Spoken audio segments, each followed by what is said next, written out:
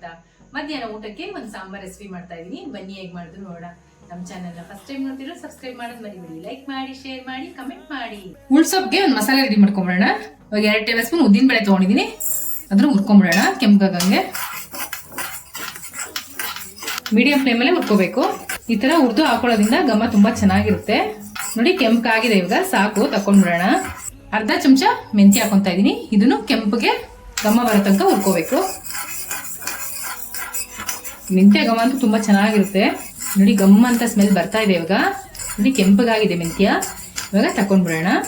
2 ಮೆಣಸಿನ್ಕಾಯಿ ತಗೊಂಡಿದ್ದೀನಿ, ಇದನ್ನು ಸ್ವಲ್ಪ ಹುರ್ಕೊಂತಾ ಇದ್ದೀನಿ. ಈ ತರ ಮೆಣಸಿನ್ಕಾಯಿ ಹುರಿದು ಹಾಕೊಳ್ಳೋದ್ರಿಂದ ಟೇಸ್ಟ್ ಚೆನ್ನಾಗಿರುತ್ತೆ. ಮೆಣಸಿನ್ಕಾಯಿ ಬಾಡಿದೆ, ಸಾಕು. ಇವಾಗ ಆಫ್ ಮಾಡ್ಕೊಂಬಿಡೋಣ ಸ್ಟವ್. ಇವಾಗ ಮಸಾಲೆ ರುಬ್ಕೊಳ್ಳೋಕ್ಕೆ ಒಂದು ಮಿಕ್ಸಿ ಜಾರ್ ತಗೊಂಡಿದ್ದೀನಿ, ಅದಕ್ಕೆ ತೆಂಗಿನಕಾಯಿ ತುರಿ ಹಾಕೊಂತಾ ಇದೀನಿ. ಹುರಿದಿಟ್ಕೊಂಡಿದ್ವಲ್ಲ ಅದೆಲ್ಲ ತಣ್ಣಗಾಗಿದೆ. ಇವಾಗ ಅದನ್ನ ಹಾಕೊಂತಾ ಇದೀನಿ. ಇವಾಗ ಇದನ್ನ ನೈಸಾಗಿ ರುಬ್ಕೊಂಡ್ಬಂದ್ಬಿಡೋಣ.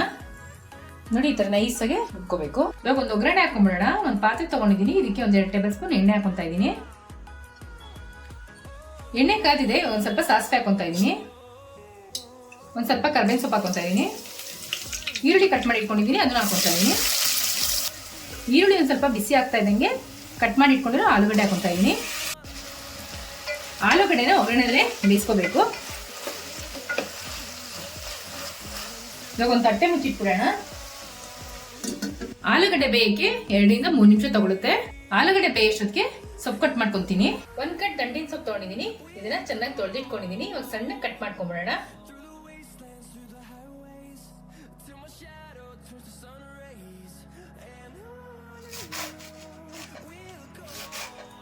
ಸೊಪ್ಪನ್ನ ಇಷ್ಟು ಸಣ್ಣ ಕಟ್ ಮಾಡ್ಕೊಂಡ್ರೆ ಸಾಕು.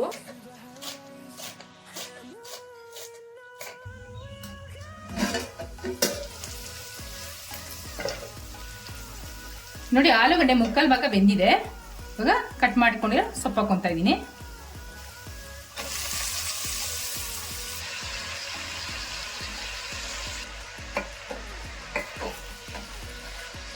ಇವಾಗ ಸೊಪ್ಪು ಹಾಕೊಂಡು ಒಗ್ಗರಣೆಲೆ ಬಾಡಿಸ್ಕೊಂತಾ ಇದ್ದೀನಿ. ಇದು ಒಗ್ಗರಣೆ ಜೊತೆ ಹೊಂದ್ಕೊಳ್ಳೋಂಗೆ ಸೊಪ್ಪನ್ನ ನೀಟಾಗಿ ಮಿಕ್ಸ್ ಮಾಡ್ಕೋಬೇಕು. ಸೊಪ್ಪಿನ ಸಾಂಬಾರು ತೊವೆ ತಿಂದು ಬೇಜಾರಾಗಿದೆ, ಈ ತರ ಒಂದ್ಸರಿ ಟ್ರೈ ಮಾಡಿ, ತುಂಬಾ ಚೆನ್ನಾಗಿರುತ್ತೆ. ಇದು ಚಪಾತಿಗೂ ಚೆನ್ನಾಗಿರುತ್ತೆ, ಪೂರಿಗೂ ಚೆನ್ನಾಗಿರುತ್ತೆ, ಅನ್ನಕ್ಕೂ ಚೆನ್ನಾಗಿರುತ್ತೆ, ಮುದ್ದೆಗೂ ಸೂಪರ್ ಆಗಿರುತ್ತೆ.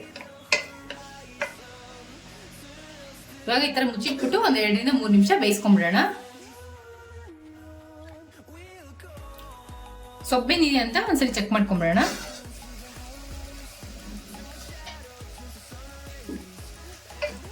ನೋಡಿ ಸೊಪ್ಪು ಚೆನ್ನಾಗಿ ಬೆಂದಿದೆ, ಒಂದ್ಸರಿ ಮಿಕ್ಸ್ ಮಾಡ್ಕೊಂಡ್ಬಿಡೋಣ. ಈ ತರ ಸೊಪ್ಪು ಬೆಂದ ನಂತರ ಇವಾಗ ಒಂದು ಅರ್ಧ ಟೇಬಲ್ ಸ್ಪೂನ್ ಅರಿಶಿನ ಹಾಕೊಂತಾ ಇದೀನಿ. ಒಂದ್ 2 ಟೇಬಲ್ ಸ್ಪೂನ್ ಸಾರಿನ ಪುಡಿ, ಒಂದು ಸಣ್ಣ ನಿಂಬೆಹಣ್ಣು ಗಾತ್ರದಷ್ಟು ಬೆಲ್ಲ, ರುಚಿಗೆ ತಕ್ಕಷ್ಟು ಉಪ್ಪು,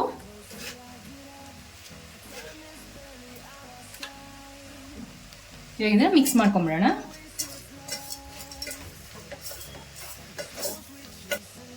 ಇವಾಗ ಇದಕ್ಕೆ 1 ಲೋಟ ನೀರು ಹಾಕೊಂಡ್ಬಿಡೋಣ.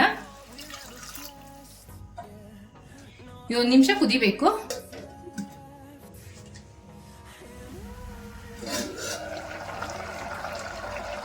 ಇವಾಗ ಚೆನ್ನಾಗಿ ಕುದೀತಾ ಇದೆ. ರುಬ್ಬಿಟ್ಕೊಂಡಿರೋ ಮಸಾಲೆ ಹಾಕೊಂತಾ ಇದೀನಿ. ಮಿಕ್ಸಿ ಜಾರ್ ತೊಳೆದ್ಬಿಟ್ಟು ಸ್ವಲ್ಪ ನೀರು ಹಾಕೊಂತಾ ಇದೀನಿ.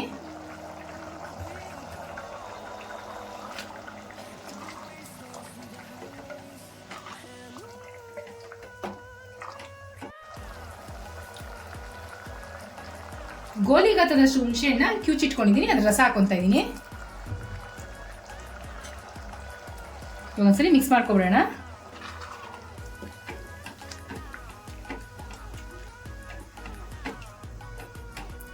ನೋಡಿ ಗಟ್ಟಿ ಇದೆ, ಇದಕ್ಕೆ 1 ಲೋಟದಷ್ಟು ನೀರು ಹಾಕೊಂತಾ ಇದೀನಿ.